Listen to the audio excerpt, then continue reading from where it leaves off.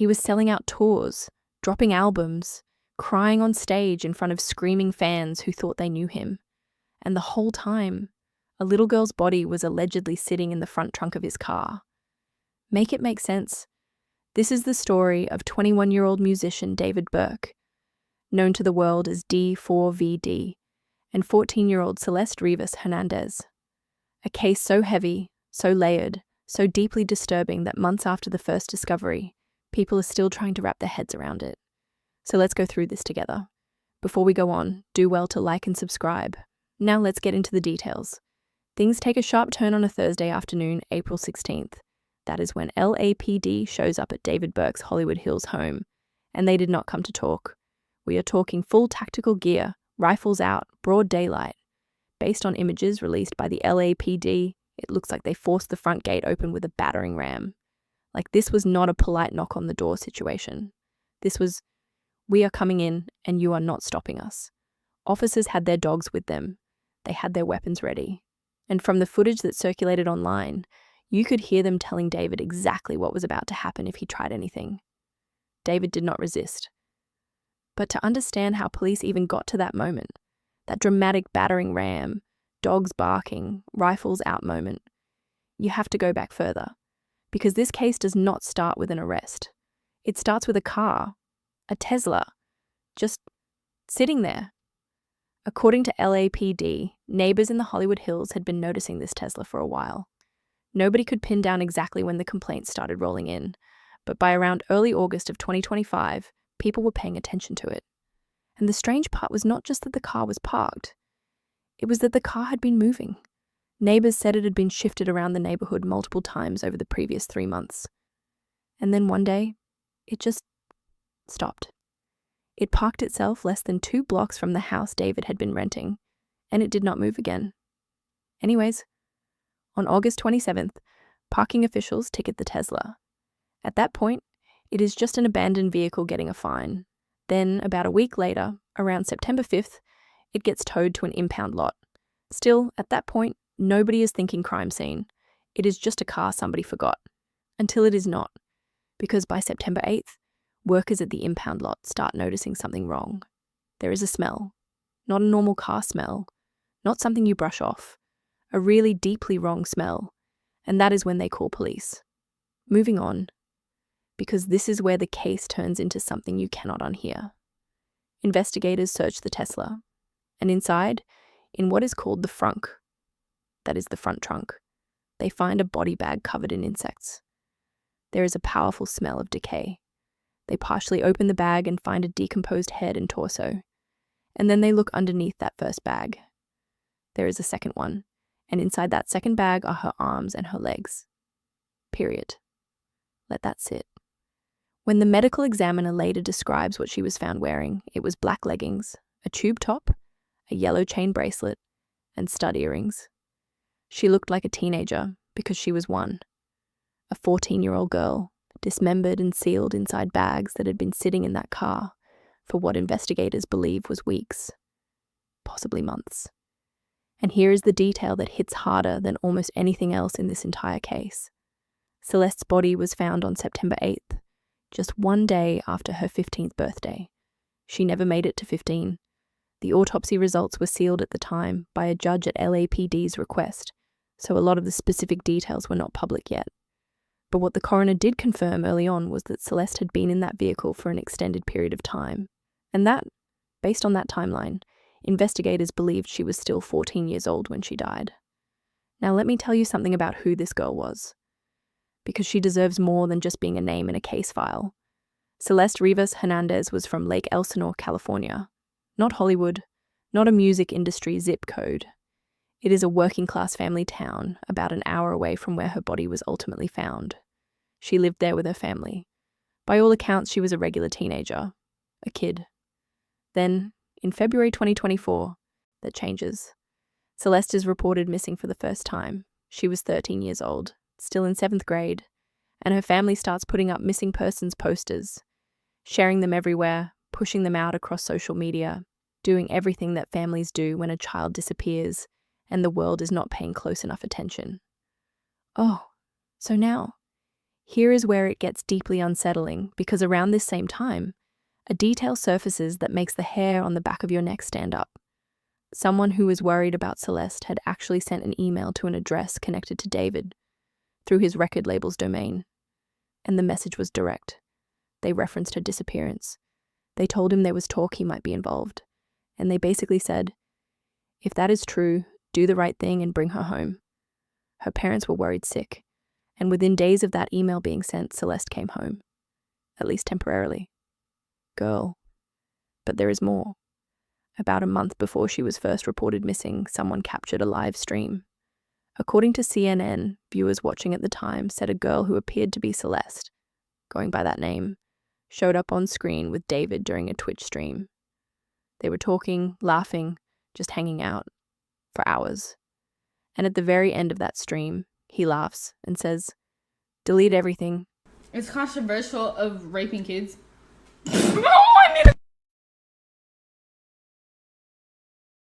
Really good. Okay, It's been a good one. Bye. Bye, guys. Mwah, mwah, mwah, mwah, mwah. Oh my! Delete everything. Delete everything. Everything goes. Everything. Now, authorities have not officially confirmed it was her in that video, but that quote, "delete everything." Then, sometime between January and March of 2024, David shows up in photos stepping out of a black Tesla just a few minutes from Celeste's house in Lake Elsinore. A local teen originally posted the images on TikTok. CNN later went in and verified both the location and the timing. Then, around March 19th of 2024, Celeste is reported missing again, then again on April 5th. That is the third time. And according to the Riverside County Sheriff's Office, that April report was the last time she was officially filed as a missing person. Her face is everywhere. Online, around town, people doing what they could to find her. And then, at some point after that, she calls home. So what, right? She called. She came home before. People assumed she was somewhere, alive, moving around. And the hard truth about this case is that the timeline is genuinely murky. Because for a long time, no one knew exactly when Celeste died. But here is what investigators believe. Court documents state she was 14 when she died, and there are actually signs pointing to the fact that she was alive well into 2024 and possibly into 2025. In June of 2024, she is photographed backstage at a show David performed in Los Angeles. Then, there is this: CNN reported that the owner of the house David was renting hired a private investigator to go through the property. During that search, they found a digital camera inside the home. On that camera were photos of both David and Celeste, allegedly time-stamped between late December 2024 and early January 2025. So she was not just a brief encounter. This was ongoing, over months, and she was a child the entire time. Now let's talk about David Burke, because his backstory is one of those things that, on the surface, sounds almost wholesome, until you place it next to everything else. David grew up outside Houston, Texas, in a homeschooled, deeply religious household. Before any of the fame, he was just a kid who loved gaming and writing music.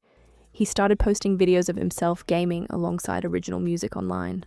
And then, in 2022, one of those songs, Romantic Homicide, blows up on TikTok, goes viral. Just like that, everything changes for him. He lands a record deal. His career takes off. He moves to Los Angeles.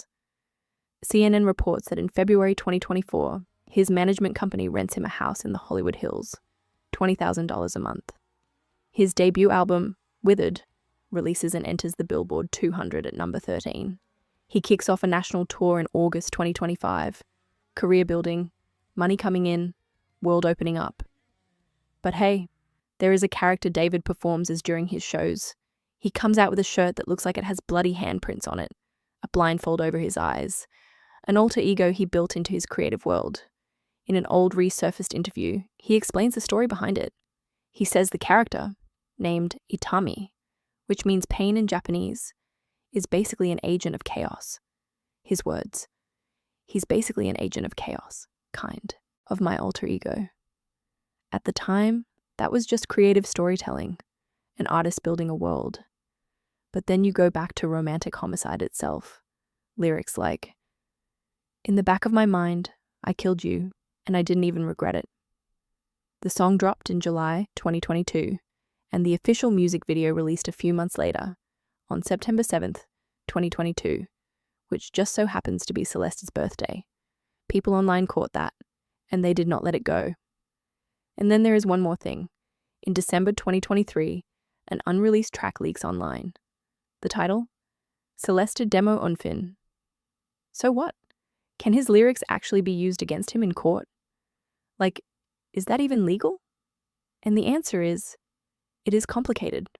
California actually passed a law in 2022 specifically to protect artists from having their creative work used as evidence of their character or their likelihood to commit a crime.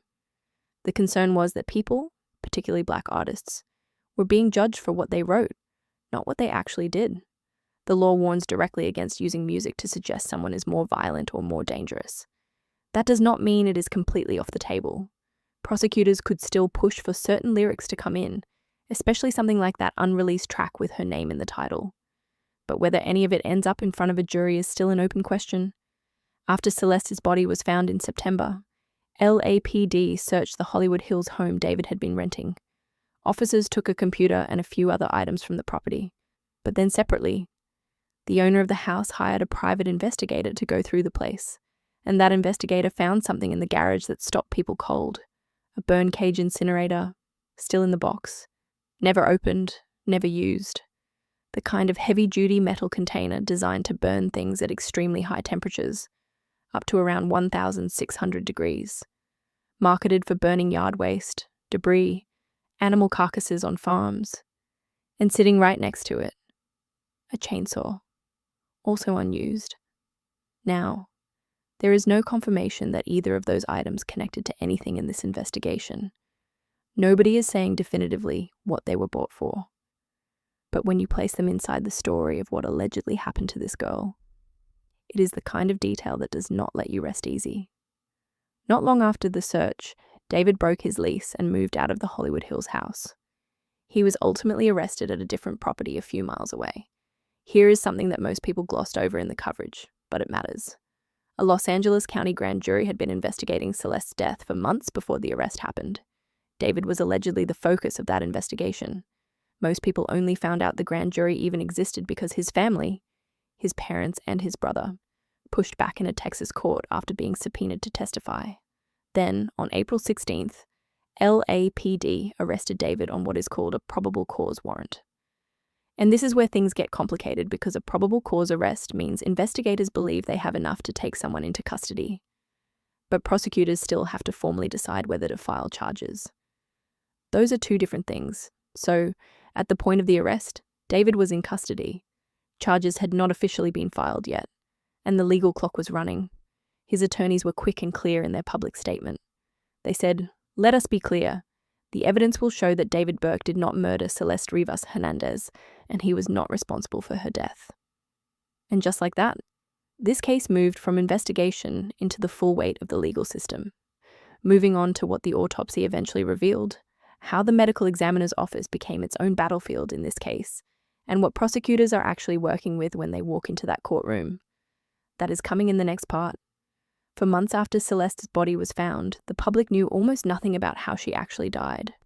The autopsy results had been sealed by a judge at LAPD's request. Her family knew she was gone. The world knew her body had been found in that Tesla. But the cause of death, the thing that would sit at the center of this entire prosecution, was locked away. Then the report drops.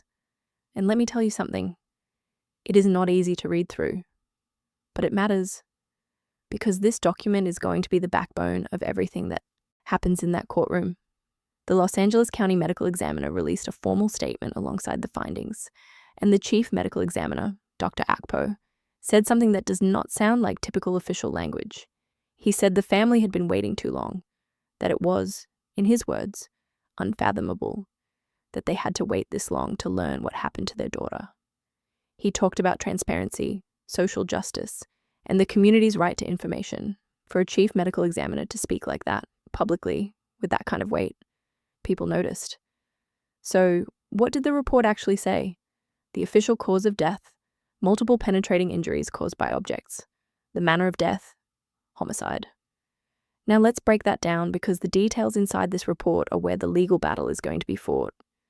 The medical examiner identified 2 specific wounds on Celeste's body that stood out from everything else. One was on her right abdomen, a wound that went through the skin and soft tissue and penetrated her liver. The other was on her left lower chest, a wound that cut through the chest wall and entered the chest cavity itself, with damage to the surrounding rib bone. Both wounds had what the report described as smooth edges. Smooth edges. That is important, because smooth edges on a penetrating wound point toward a sharp instrument, something like a blade, the kind of wound that goes in clean. Those 2 wounds went deep. One had a track of about 1.5 inches front to back. The other went at least 2 inches. The liver injury alone, that bleeds extensively. The chest wound, that fills the space around the lung with air and blood. These are not minor injuries. These are the kinds of wounds the medical examiner determined were the primary cause of death. Anyways, here is where the medical examiner's language becomes a legal landmine. Instead of saying these wounds definitively were caused by a sharp instrument, the report uses the word may. 2 penetrating wounds with smooth edges that may represent sharp force injuries. That one word, may. Girl, the defense attorneys are going to pick that word up and run a marathon with it. Because in a murder trial, reasonable doubt is everything. And if the medical examiner is not saying conclusively that a sharp weapon caused these wounds, if they are saying may, that is the kind of language that plants uncertainty in a jury's mind. Legal analysts who reviewed the report pointed out that prosecutors had already been specific in their charging documents, saying a sharp instrument was used. So now there is a tension between what the charges say and what the autopsy actually confirms. And that gap? That is where the defense sets up camp. Beyond the 2 fatal wounds, the report goes into detail about what was done to Celeste's body after she died. And this section is hard, but it is part of the record, and it tells a story about what investigators are working with. Her arms and legs had been fully severed, both arms above the elbow. Both legs in 2 separate places, cut more than once on each limb to make them smaller, to make them fit into less space. The report notes that the cut surfaces through the bone were relatively flat, meaning whoever did this made deliberate cuts, not frantic ones. They were trying to compact her body, to contain her. Small fragments of blue plastic material were found embedded in the cut surfaces of the wounds. Those fragments were collected and submitted to the evidence department. That detail matters because it could potentially link back to a specific tool or material. The report also notes that there was no signs of bleeding at the dismemberment sites, which is consistent with the dismemberment happening after death. She was not alive when this was done to her. That matters for the legal record, and it matters for her dignity. Her head was partially skeletonized. The soft tissue of one eye had decomposed entirely. The report describes insect activity, flies, larvae, which is consistent with a body that had been in a confined, warm space for an extended period of time. Forensic entomologists can use the generations of insect activity to help estimate how long a body has been at a particular location. It is precise, ugly science. And it is exactly the kind of evidence that investigators would have pulled from that Tesla. Her weight at the time of examination was listed as 71 pounds. But that number does not reflect who she was when she was alive. Bodies lose significant mass during decomposition. That number tells you the state of the evidence. It does not tell you the girl. This was a child. Moving on, because the autopsy report did not just create problems for the prosecution, it also handed the defense something to work with on the toxicology side. The initial toxicology screening flagged what appeared to be methamphetamine and MDMA in Celeste's system. That sounds significant until you read further, because when the lab ran a confirmation test, the results changed. The MDMA came back as not detected. The methamphetamine result was listed as inconclusive, and the report noted a low level of alcohol. But the medical examiner explained that alcohol can actually form naturally in the body during the decomposition process, so that finding alone does not mean anything definitive. So what? Why does the defense care about this? Because if they can raise the idea that Celeste had substances in her system, even with inconclusive results, they can float the theory that her death was not a homicide at all, that it was an overdose, an accident, that nobody killed her intentionally, that David may have known about what happened to her body without being the person who caused her death. That is a very different story than what prosecutors are telling.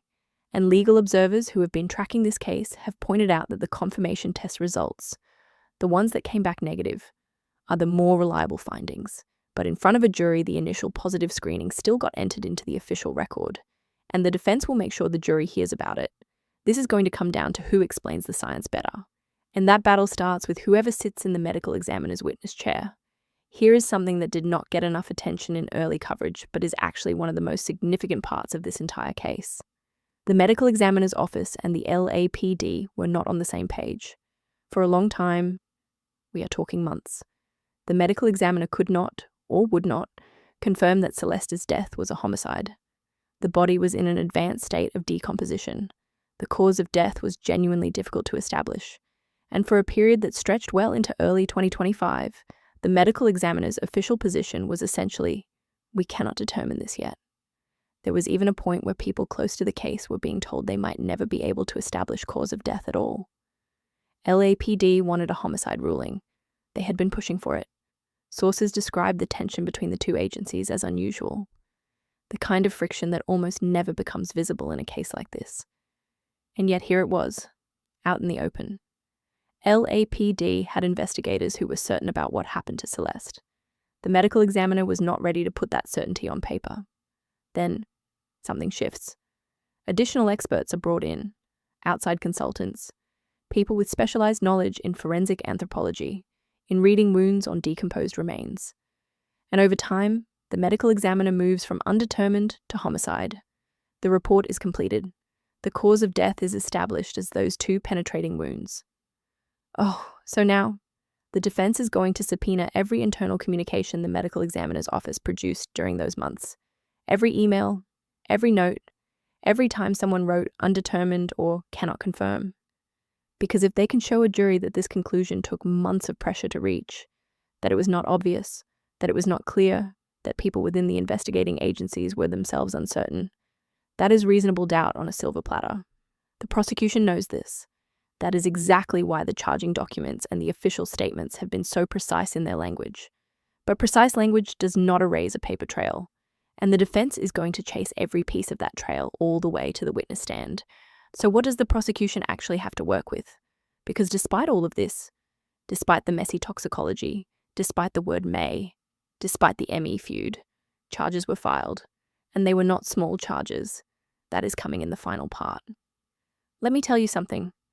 Because this next part of the story is something that legal observers said they had genuinely never seen play out quite like this before. And once you understand it, it reframes everything about how and why the arrest happened the way it did. By April of 2025, LAPD had been sitting on this investigation for months. They had the body, they had the Tesla, they had the grand jury, they had the digital evidence, they had the medical examiner finally on the record calling this a homicide, and they were done waiting. But the Los Angeles District Attorney's Office, the people who actually file criminal charges, was not ready. Sources connected to the DA's office described a situation where prosecutors were not yet confident they could take this case to trial and win beyond a reasonable doubt.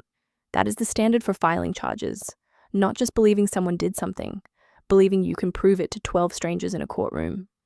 LAPD and the DA were not in agreement, and LAPD made a decision. On a Thursday afternoon, and the timing here is deliberate, they showed up at David's door with a probable cause warrant and took him into custody. No charges filed, no formal complaint from the DA, just an arrest. And they did it on a Thursday. Why Thursday? Because of the way the LA court schedule works, an arrest late on a Thursday means the person in custody does not get in front of a judge until Monday morning. That is 4 days. 4 days for the DA to figure out what they were going to do, file charges, or let him walk. LAPD was forcing the DA's hand, and they did not take David to the main county jail. They kept him at the 77th Street LAPD substation, which sounds like a small detail until you understand what it signals. He had not been formally processed into the county system yet, because there was no case number, no charges, just a man in a holding room while two agencies argued about what came next. Sources described the DA's office as caught completely off guard. Word was spreading through the courthouse.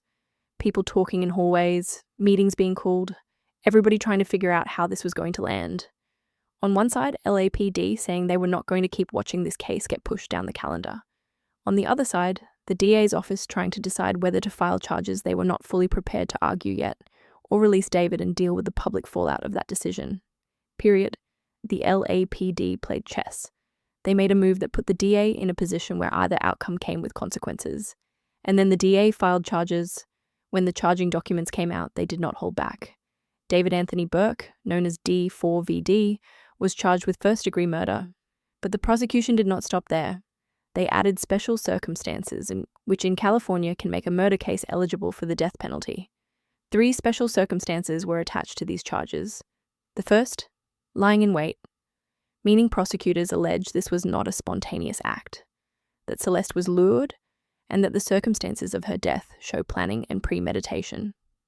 The second, murder for financial gain. This is the one that cuts deep. Prosecutors allege that Celeste had threatened to expose the sexual relationship between her and David, and that he killed her to protect his music career, his tour, his record deal, his money.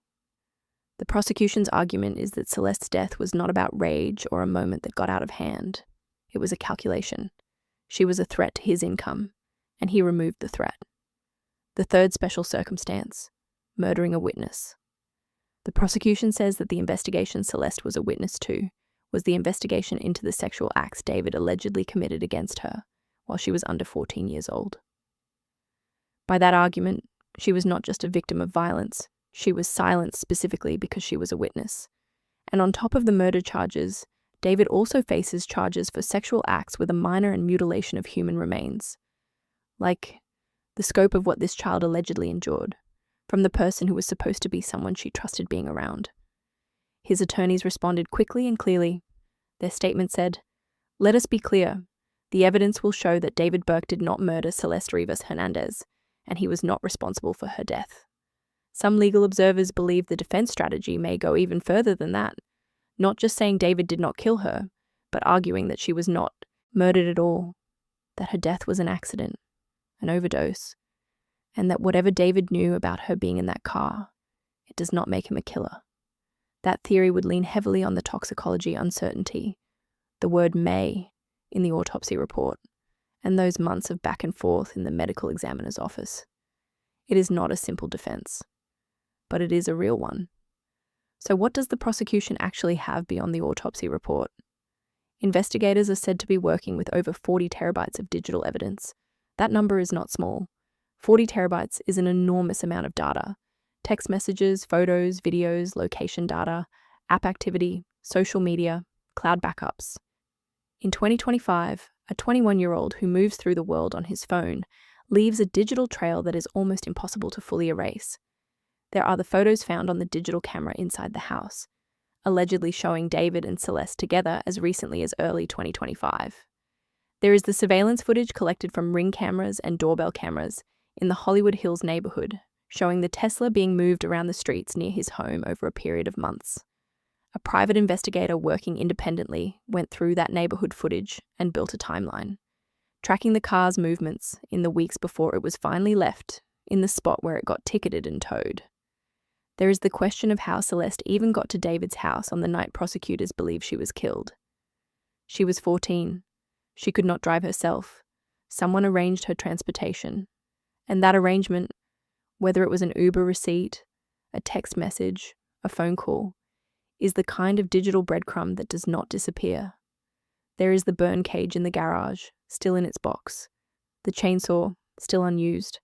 Prosecutors have not publicly tied either item directly to Celeste's death. But the question of when that incinerator was ordered, whether it was ordered before or after the night she allegedly came to that house, is something investigators would have pulled from purchase records and delivery logs. And then there is the matter of other people. David was not living alone. There were people in and out of that Hollywood Hills house constantly. And legal analysts who have been watching this case closely believe that at least some of those people know things. The grand jury was already calling witnesses from out of state, which tells you prosecutors were building testimony, not just forensic evidence. When people in a group are looking at being charged as accessories versus being called as witnesses, the math changes quickly on who starts talking. Anyways, investigators believe that the specific date they pinpointed for the dismemberment did not come from digital data alone. That kind of precision, knowing not just when someone died but when their body was taken apart, That comes from someone who was there, or someone who was told. Let me walk you through what the full picture looks like when you lay it all out, because the timeline is one of the most important pieces of this case. Prosecutors believe Celeste was lured to David's Hollywood Hills home on the evening of April 23, 2025. That same day, his world tour, the Withered Tour, had its tickets go up for pre-sale. He was on TikTok promoting it. The caption, "Your prayers have been answered. It's finally here." She was never seen alive again after that night. The next day, David flies from Los Angeles to New York City for a music pop-up event. His album, Withered, debuts on the Billboard. Try not to get lost in the sauce, because I'm an underground artist, you know what I'm saying? He is smiling. He's Go in find front of Ferran. crowds of people who have no idea. At one of those New York performances, he breaks down crying in the middle of a song called Afterlife. It is the first time he has ever performed it live. People in the audience thought they were watching an artist in an emotional moment. Investigators would later look at that performance through a very different lens. Back in Los Angeles, there is a body, and it is not being buried. It is not being handled. It is sitting somewhere, in a house full of people coming and going, in a car being moved around a neighborhood, while David is on stage, while he is traveling, while the world keeps spinning. Then, on May 5th, nearly 2 weeks after prosecutors believe Celeste was killed, investigators believe the dismemberment took place. That date did not come out of nowhere. Prosecutors were specific about it, and specificity like that, in a case this complex, usually means someone told them. After that, the Tesla becomes the storage unit. It gets moved around the neighborhood streets, repositioned every few days, keeping it from sitting long enough in any one spot to attract attention. Until it does attract attention, until it stops moving, until the smell does what the car could not hide. And September 8th, one day after Celeste's 15th birthday, workers at a tow yard in Los Angeles open that frunk and find what David allegedly left behind. Celeste Rivas Hernandez was 13 years old the first time she was reported missing. She was 14 years old when she died, allegedly at the hands of someone who had access to her, influence over her, and according to prosecutors, a reason to make sure she never told anyone about any of it. This case is not just about a murder. It is about every moment before the murder, every missed report, every unanswered email, every adult who saw something and did not act on it firmly enough, every system that is designed to protect children, but sometimes moves too slowly to do it. Celeste's family waited months just to find out how their daughter died. They deserved to know sooner. She deserved better than what the evidence suggests happened to her. David Burke sits in custody, segregated from the general jail population because of his notoriety. He has one of the most prominent defense teams in Los Angeles working on his behalf. The preliminary hearing process is underway. The case is moving.